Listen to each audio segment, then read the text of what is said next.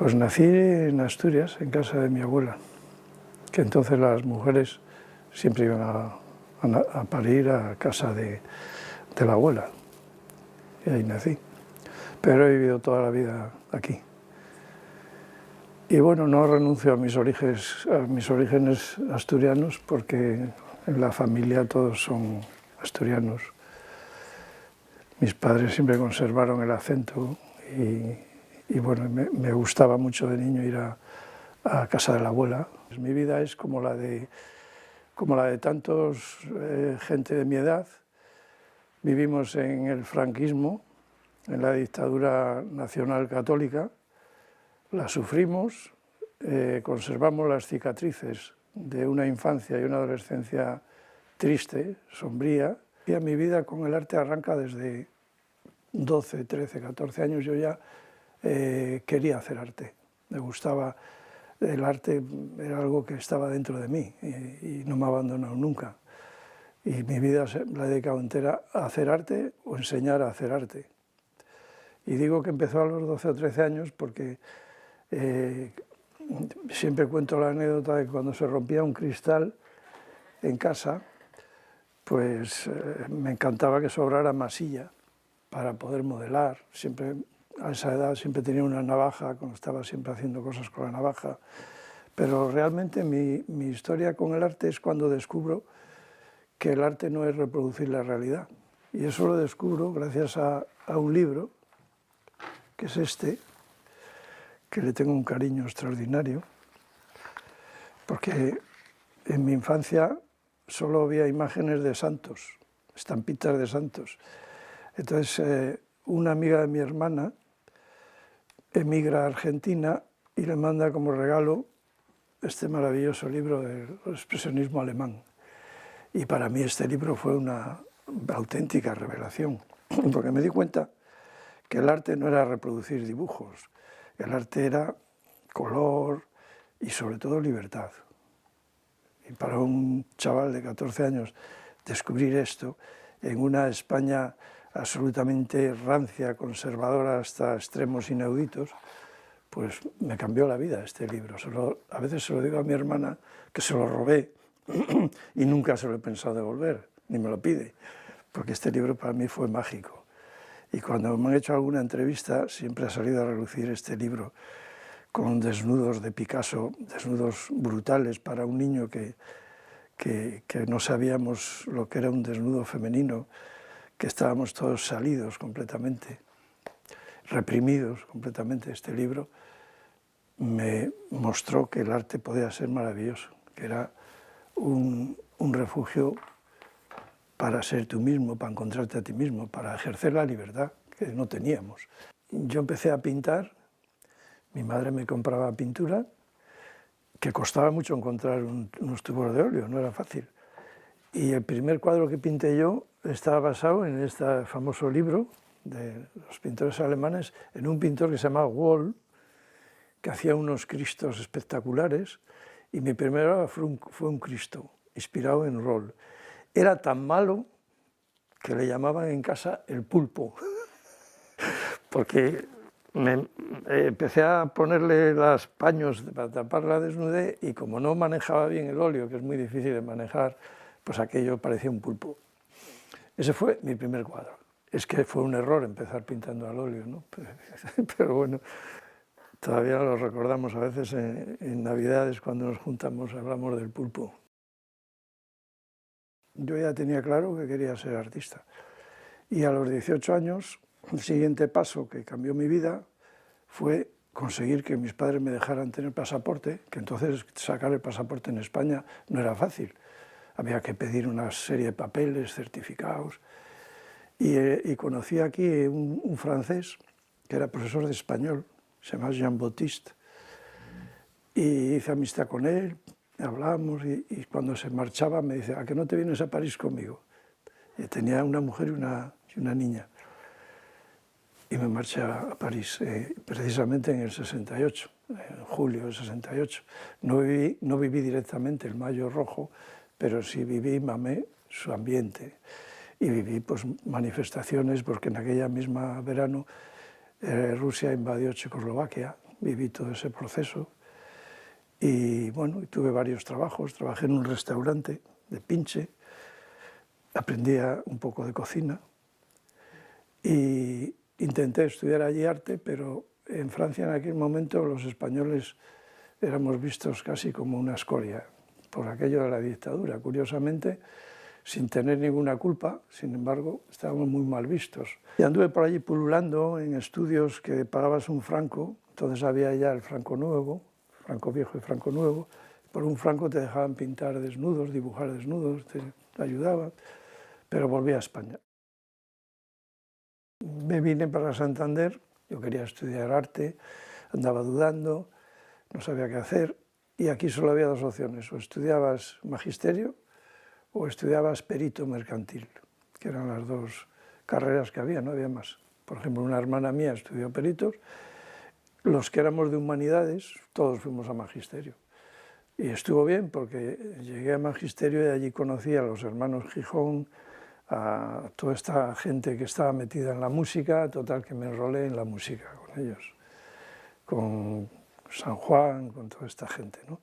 Había un grupo que era los Nuevos Juglares, y yo, como venía de París cargado con libros del marxismo, me acuerdo de un libro que lo que verdaderamente ha dicho Mao, que aquel libro yo no sé cómo hice eso, porque me lo hubieran pillado en la aduana y me hubieran encerrado. Y en la música me pasó una cosa curiosa: yo tocaba la guitarra, la flauta, la armónica, hacíamos música folk y música protesta, con lo cual estábamos muy vigilados. Algunos terminaron en la cárcel porque de ese grupo muchos se afiliaron al Partido Comunista. Yo nunca, bueno, sí me afilié. Cuando empecé en la enseñanza me afilié a la UGT, pero cuando empecé a hacer exposiciones pensé, a ver, ¿qué hago yo metido en política? No, un artista puede pensar políticamente como quiera, pero tiene que ser independiente, absolutamente independiente. Y entonces, en esa época de músico, yo llegué a ser cantautor, escribí mis propias canciones. Y con San Juan, cuando hacíamos la actuación en la universidad, por ejemplo, el grupo Nuevos Juglares, cantábamos y luego hacíamos intervenciones José Ramón San Juan y yo con nuestras propias canciones, fíjate. Pero llegó un momento en que yo dije, bueno, ¿qué hago yo? Ahora tengo que estudiar música para hacer mejor. Y dije, no, tengo que centrarme en el arte y ya está. Esto es una experiencia de vida maravillosa. Chavales románticos, revolucionarios, pero que esa época dejó en nosotros un pozo que nos ha servido para seguir andando por la vida. En mi vida hay una persona muy importante, mis padres fueron muy buenos conmigo, pero tengo que hablar de mi madre. Mi madre para mí fue todo, alentó todos mis deseos de ser artista, y ella, a escondidas, cuando yo empezaba, me compraba pintura, me dejaba pintura, los tubos de pintura, porque en el primer estudio estuvo en la tienda de antigüedades. La tienda era la planta entera de un edificio en la calle San José. Entonces había una puerta grande que conducía a las antigüedades y otra puerta pequeñita con una habitación que tendría 20 metros cuadrados, que fue el primer estudio. Yo venía de trabajar y me encontraba tubos, si no podía comprarme tubos, me dejaba dinero, siempre me ayudó. Y cuando tenía clientes de las antigüedades, ella, si veía que podían comprar arte contemporáneo, les pasaba a mi estudio. Y a veces llegaba y me encontraba con la sorpresa de que me había vendido 2 cuadros. Entonces yo, cuando hice magisterio, lo hice con la intención de estudiar Historia del Arte. Me matriculé para hacer Historia del Arte en Valladolid. Hice las oposiciones al magisterio y empecé a trabajar y al mismo tiempo a estudiar. Pero en el año 74 mis padres amplían el negocio y abren una galería de arte, la Galería Velázquez, y la dirijo yo, con lo cual dejo los estudios, que luego retomaría más tarde, y ya más tarde en Oviedo me licenciaría en Historia del Arte y más tarde haría el doctorado en Historia del Arte. Y en esos años de magisterio pues hice muchas cosas. Yo a Manolo Arce la admiraba y compraba libros allí, porque tenía una librería, pero no le gustó nada que enfrente. Además, era toda la planta de San José 17 que se veía desde todo Rolasal. toda balconada, eran los 2 pisos que tenía el edificio, la planta primera, y tú llegabas por la sala y veías Galería Velázquez, Arte y Antigüedades. Y allí tenía yo mi primer estudio, ¿no? Y sí, Sur nos vino muy bien a todos porque aprendimos mucho, porque todo el arte contemporáneo pasaba por Sur, es una galería mítica y maravillosa. La primera, la única, sí. Pero en los años 80 se puso de moda, hubo como 10 o 15 galerías, muchas. Ya te digo, en esa época la gente quería salir de la negritura, de la dictadura, de la oscuridad, y querían comprar arte, oír música clásica, querían olvidar aquello, ¿no? Aquello tan negro, tan siniestro, tan conservador, tan casposo que hemos dejado atrás, ¿no? Yo creo que fue la clave, porque luego en los años 90 empezó a dejarse de vender hasta hoy. Y ahora no se vende nada. La escuela se llama la Escuela del Bisonte. Es la escuela más prestigiosa de grabado que existía en Europa. Y el Bisonte tenía esa tradición porque en Florencia había habido una inundación muy grande, el aluvión que llaman ellos, y se habían estropeado miles de grabados, de obras de arte, de dibujos. Y entonces habían creado una escuela de restauración importantísima y una escuela de grabado que la dirigía una mujer histórica que era María Luisa Guaita, y estaban ahí los mejores grabadores del mundo, ¿no? Y allí había grabado Picasso, había grabado, tenían taller de litografía, tenían de todo. Estuve un verano entero, desde junio hasta septiembre, pero eran cursos tan intensivos, tenías el taller abierto hasta las 12 de la noche. Te daban clase, 8 horas, y luego metías todas las horas del mundo, ¿no? Aprendías todo, absolutamente todo. Tenías abierto, tuve un profesor que era Krachina, que era ruso, o polaco, ya no, era medio ruso, medio polaco, que nunca llevaba en Italia 20 años y no había forma de que hablara italiano. Un ruso. Se llamaba Krachina. Y otro profesor italiano, que era profesor catedrático de arte, que se llamaba Vigiano, que eran también, eran los 2 más importantes que había allí. Y luego había ayudantes, que también eran grabadores. Había uno que era panameño, con ese pues, me entendía muy bien. Y fue pues, una experiencia, yo ya sabía grabar, pero fui allí más para aprender técnicas muy extrañas que no se dan, que no aparecen en el grabado. Por ejemplo, técnicas con papel de Biblia, una técnica maravillosa que es el fondino, que la aprendí allí, que aquí no se estudiaba. Y bueno, aprendí muchas cosas. Yo he hecho mucho grabado a color, que es muy complicado, que nadie hace, porque es muy complicado. Para que te hagas una idea, el grabado a color requiere, cada color lleva una plancha. Entonces yo hacía grabados incluso con el máximo con 8 planchas. Durante muchos años he hecho muchas exposiciones. Mi primer galerista fue en Logroño. La primera exposición la hice en la Galería Velázquez en el año 78, individual. Después el primer marchante que tuve, galerista, era de Logroño, la Galería Berruet, y con ese marchante hice muchas exposiciones en Logroño y fuera de Logroño. En Burgos tenía otra galería, y después he seguido haciendo muchas exposiciones en distintos sitios. Yo hice una exposición en el Museo de Bellas Artes en el 85. Esa exposición de Bellas Artes era todo de desnudos femeninos, que me hicieron la censura quitar un montón de ellos, y estaban hechos con café y vino. Estaba pintado con café y vino.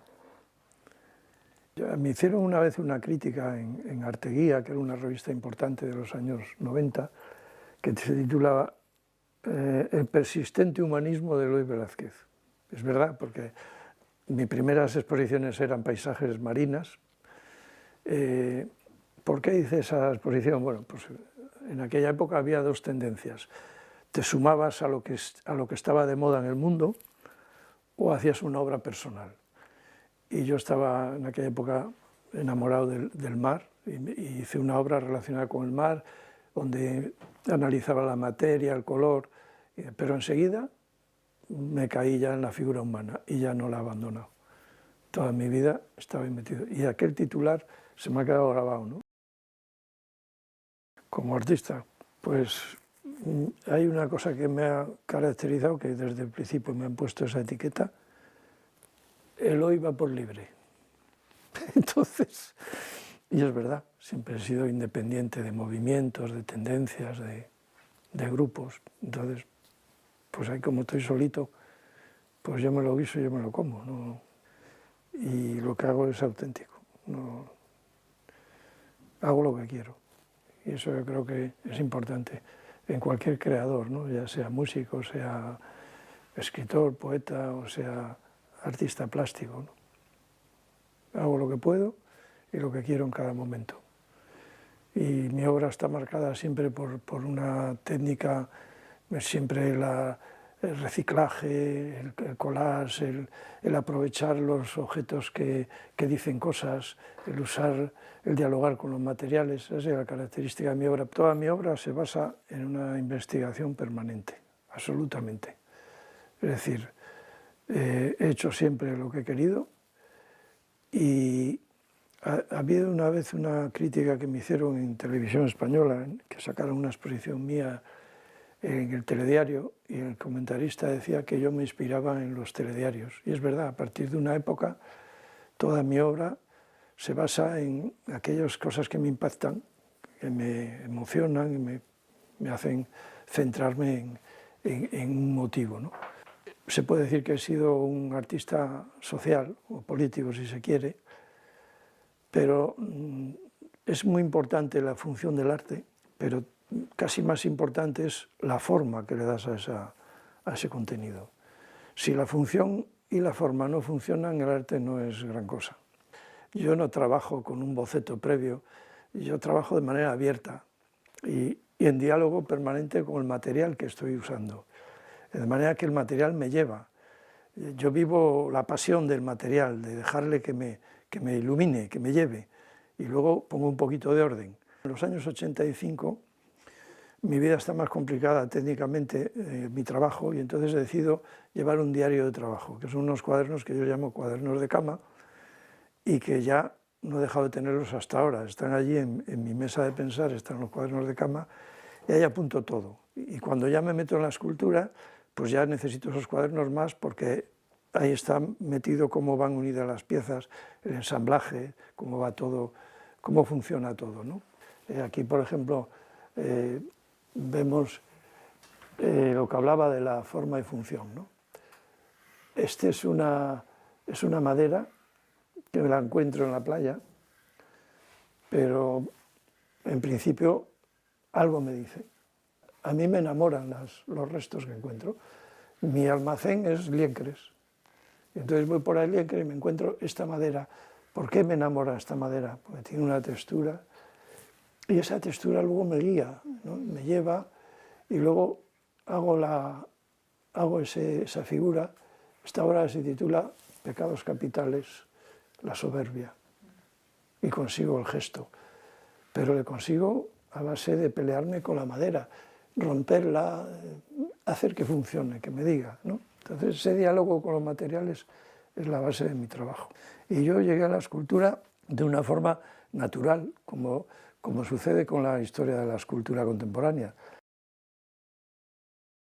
Y llega un momento en que paso de la obra pintada, paso a la escultura. ¿Cómo sucede esto? Pues hay una época que me dedico al collage. Voy a Barcelona, me interesa mucho un americano que da un curso sobre arte en papel, y aprendo a fabricar papel. Y por esos años tengo en Santoña un estudio muy grande de una fábrica de conservas que ha cerrado, y que generosamente el abuelo de mis hijos fue muy generoso, me dejó la nave entera de las conservas para mí. Hacía cuadros de 3 metros, hacía el papel a molde, papeles gigantescos, donde empecé a incorporar materiales, maderas, restos, y ese principio collage ya no me abandonaría nunca. Y con ese principio collage tuve mucho éxito. expuse en la Fundación Botín, que fue una exposición que marcó mucho, porque la Fundación Botín tenía mucho peso. Luego expuse en una galería de Madrid muy importante, la Galería Sen, que era una galería estrella en aquella época. Y llega un momento de mi vida en el que me doy cuenta que hacer exposiciones variadas, de cosas variadas, de distintos cuadros, sin un contenido, se me queda pobre. Y ya como estoy metido en la escultura, pues decido hacer, a partir de los años, yo diría 2004, hacer instalaciones. Es decir, entregarme a un motivo, a una cosa que me atrape, que me atraiga, y dedicarme 3 o 4 años a hacer una instalación escultórica potente. En el año 92 hice esculturas en una galería de arte que había en San Román de Escalante, que era un palacio del siglo XVIII, con una capilla románica. Ahí hacían exposiciones y ahí hice yo mi primera exposición de escultura con pintura, en 92. Y a medida que iba pasando el tiempo, cada vez tenía más protagonismo la escultura y menos la pintura. Yo no, hay quien me considera escultor, yo creo que soy artista plástico, no renuncio a nada, todo lo que me apetece lo hago, en cualquier medio que encuentre a mi alcance, ¿no? Y nada, a partir de esa época hice Desde el sur del silencio en el Palacete del Embarcadero. Era una patera, de tamaño natural, gente, africanos con niños en brazos. Fue tremenda esa exposición, fue visitadísima, pero de todas ellas conservo una anécdota maravillosa de estas cosas que te guardas porque son tan importantes, que ha merecido la pena mi vida, no me he hecho rico, he sido muy feliz con el arte y me ha dado satisfacciones tan grandes como esa. La exposición salió en el telediario y había un obispo africano en Madrid que vio el telediario, que lo hicieron muy bien porque salió en las noticias de las 3, salió una panorámica de la exposición con una música negra fantástica, un coro negro, una cosa que me sorprendió, ¿no? Y este obispo, que estaba de vacaciones, llamó que quería ver la exposición y se vino a Santander. Y entonces en esa exposición yo había puesto en la capillita del Palacete del Embarcadero, estaba puesto ese tondo de Grés, que es como el foco de la policía cuando enfocan a la patera, ¿no? Es como el circular y ahí están todos apelotonados en una patera. Y había pedido a una asociación, a una ONG que ayudaba a los emigrantes, les había pedido que podía hablar con emigrantes que hubieran pasado en patera para que me contaran su experiencia. Entonces conseguí una chica y 3 chicos y cuando llegué allí les dije que me contaran su experiencia en su idioma. Pues se quedaron muy extrañados, pero bueno, eso no lo va a entender nadie, da igual. Y entonces ellos contaron la experiencia, se emocionaron, incluso echaron unas lágrimas, pues fue tremendo la historia que contaron, no la pudimos saber porque la contaron en su idioma. Entonces yo puse en esa capillita, todo oscuro, ese redondo, y las voces contando la historia. Y llegó el obispo y se emocionó, fue algo increíble, el obispo le caían las lágrimas, increíble, ¿no? Estas cosas que las guardas.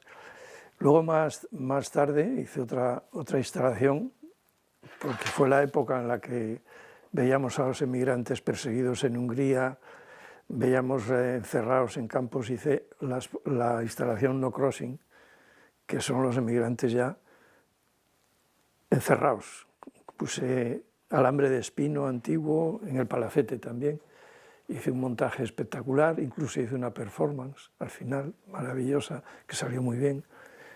Y luego esa obra lo financió la Fundación Valdecilla, que es lo que está en Valdecilla. Y la performance consistía en que ese libro, cualquiera de los espectadores que estaban allí podían contar su experiencia como emigrantes.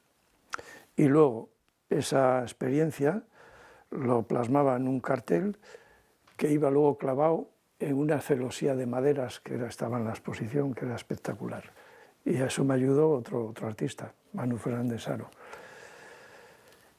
Y bueno, expliqué la performance y la gente que estaba allí empezó a escribir, que ya a las 9 de la noche se veía gente en fila contando la experiencia de sus padres, de sus abuelos.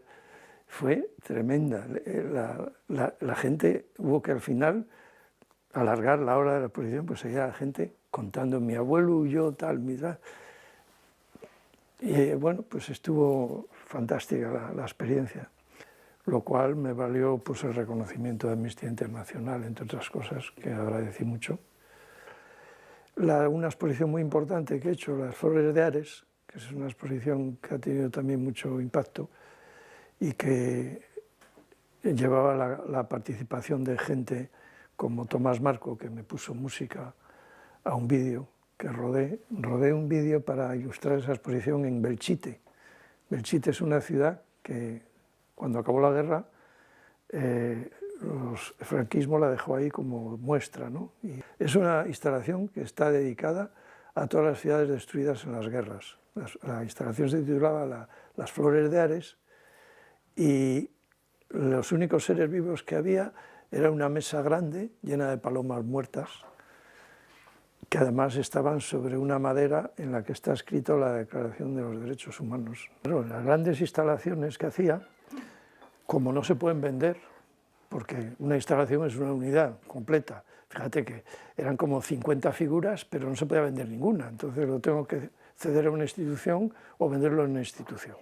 Pero para poder ganar dinero lo que hacía era reflejar eso en carpetas de grabados o en libros de grabados con autores, por ejemplo hay uno maravilloso con Guillermo Balbona, hay otro con Fonbellida y hice varios con Isaac Cuende, que Isaac Cuende es un dramaturgo que no sé si lo llegaste a conocer, murió, y con él hice 2 proyectos maravillosos, en trances, y eso lo hice con Guillermo Balbona. La imagen más maravillosa, más impactante de ese libro es la del niño Ailán que aparece muerto en una playa. Eso me produjo una sensación brutal. Y ahí Guillermo hizo un poema fantástico. Y en esa carpeta está hecha para la instalación No Crossing, que son los emigrantes que están encerrados, que están perseguidos, que entran por Europa, por el norte, que en Hungría les tratan a patadas, les escoltan con policías, les castigan, luego en España entran por Melilla, subiéndose a las mallas, al alambre de espino. Eso está reflejado en esa carpeta, sí. Y en esos años de magisterio pues hice muchas cosas. Trabajé en Liérganes, donde hice un proyecto que estuvo financiado por el gobierno de España, porque entonces no había Consejería de Cultura, había delegación del Ministerio de Educación y Cultura que iban juntos, y ahí me daban todos los años 100.000 pesetas de entonces, o 200.000 algún año, que monté un taller de cerámica, hicimos un montón de cosas que han desaparecido todas. Fue el colegio más bello de Cantabria y algunos decían del mundo, pues fue una experiencia, incluso hicimos todas las calles del pueblo con cerámica, con los letreros de cerámica, ¿no? Y luego más adelante, cuando ya me paso a trabajar en instituto, en secundaria, pues termino ya mis días de profesor, afortunadamente en el Santa Clara, dando clase de arte a los alumnos de Bachillerato de Arte de Santa Clara, que eso fue maravilloso porque ahora todos ellos son colegas, muchos de ellos son competidores en el mundo del arte, ¿no? En el complicado mundo del arte. Yo tuve la suerte de darles, siempre les he dado volumen, que era escultura, se llamaba así la asignatura, incluso el Ministerio, la Consejería de Educación me encargó que diseñara el programa de escultura para los alumnos de arte, y hice un programa precioso. Hacíamos actividades que eran muy cercanas para ellos, porque por ejemplo una actividad era hacer un retrato en barro. Hacíamos una estructura y en barro hacían retrato a sus padres, a sus novios, a sus abuelos, actividades de ese tipo, ¿no? Luego había otra actividad en el programa que era pasar un objeto de escala, y los alumnos cogían un mechero y le hacían a 1 metro de grande, con color y todo, con esmaltes. Luego hacíamos un estudio, hacíamos una revisión del arte de la escultura desde los egipcios hasta hoy. Y veían todo lo que es el arte. Hay todavía alumnos que me recuerdan, yo les obligaba a llevar un cuaderno recogiendo toda la evolución del arte de la escultura desde sus orígenes, y todavía hay alumnos que cuando me ven me lo recuerdan: conservo tu cuaderno como un tesoro. Y eso es muy halagador, ¿no? Entonces encontré en un rincón precioso en la calle de la Unión, con un jardincito, y allí hice toda la obra en papel, y también di muchos cursos de grabado, porque cuando estaba en la enseñanza tuve la suerte de que el CEP todos los años, el Centro de Estudios, me pagaran para que diera cursos a profesores de arte, y di muchos cursos. Siempre he pretendido ser sobre todo humanista, ¿no?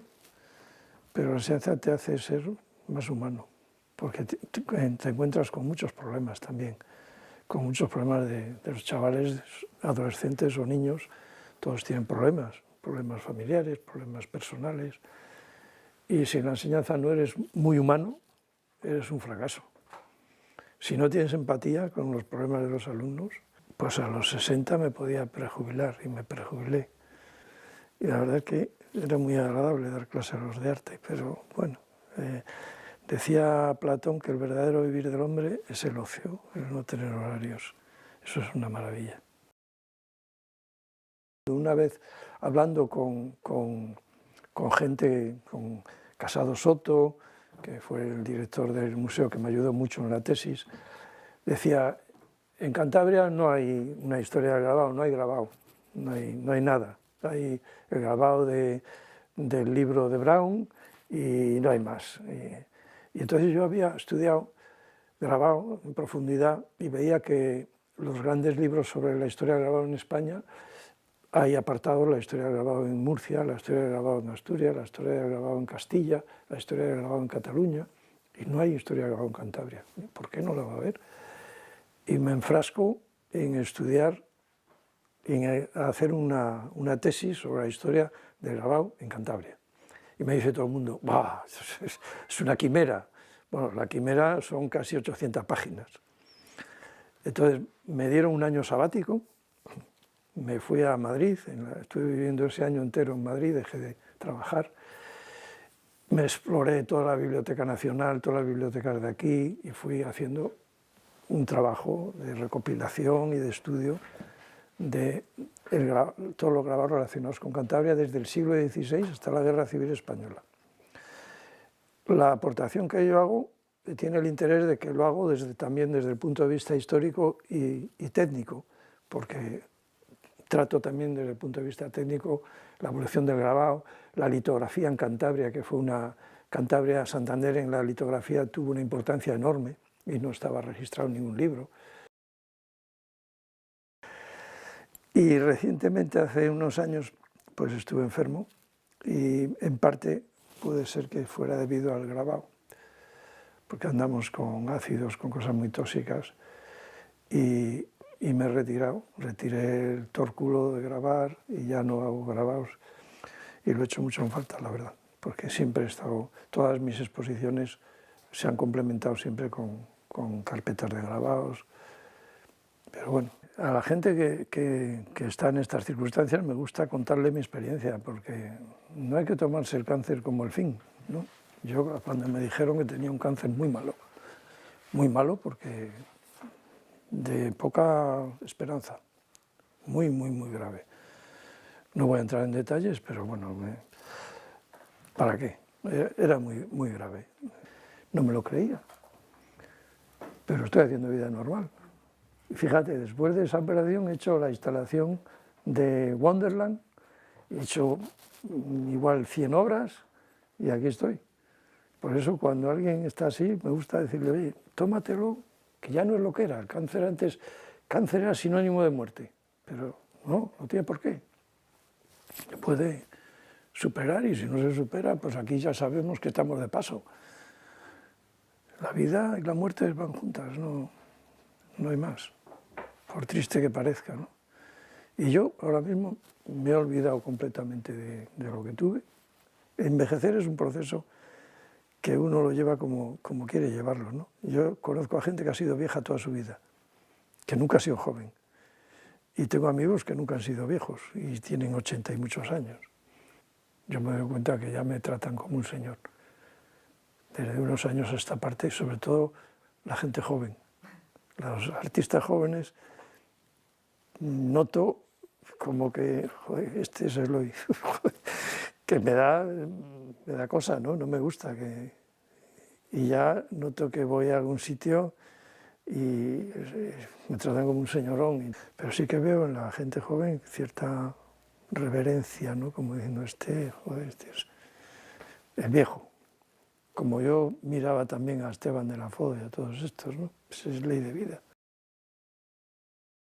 Mira, el arte es una de las profesiones más serias que existen, curiosamente, y una de las profesiones menos comprendidas que existen. ¿Quieres creer que hay gente que viene aquí y me dice qué hay que hacer para exponer en la Fundación Botín? O sea, cualquier persona pinta 3 cuadros y ya se siente artista. Y cualquier persona te pregunta, después de tantos años haciendo exposiciones, ¿sigues pintando? No le preguntan a un dentista si sigue sacando muelas, pero a un artista le preguntan si sigue pintando. O sea, hay una incomprensión. El arte es una cosa muy seria. Crear ¿qué puede haber más serio que crear? Crear para crear un mundo, no sé. Es que la gente piensa que claro, cualquiera puede ser poeta, escribes unas líneas y eres poeta, haces un cuadro y ya eres pintor. Es tremendo, ¿no? Yo creo que ahora para mí lo importante es disfrutar del trabajo. Antes sí, sufría más, porque claro, tener un nombre cuesta mucho. Y intentar que te seleccionen, que tu obra vaya para acá, para allá, pues te llevas muchos desengaños, te llevas muchas satisfacciones también. Y ahora llega un momento que ya pasas pues me siento tranquilo y feliz, porque he hecho lo que he querido, simplemente. Si no hubiera hecho lo que he querido, si me hubiera andado ahí buscando, zascandileando con modas y buscando beneficios y historias, pues no me sentiría tan feliz. Me siento feliz, con la conciencia tranquila, de haber hecho cosas mal, haber hecho cosas bien, he hecho cosas mejores, cosas peores, pero he hecho lo que he querido, que es la reflexión que me hice cuando me vi a punto de morir. Digo, bueno, chico, has llegado hasta aquí y es que no hay más. Entonces, cuando haces una carrera honrada, el arte tiene muchas funciones.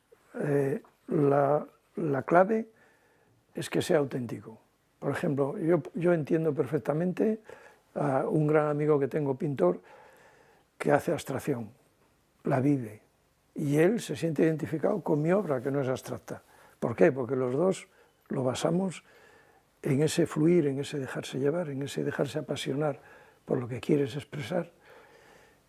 Y aunque tú termines con una obra que hace referencias, él busca lo inefable, él mancha y se olvida de sí mismo, vive esa pasión de encontrar algo que no sabe lo que es, en la mancha, en los colores, hasta que te gusta y descubres que eso es lo que estabas buscando.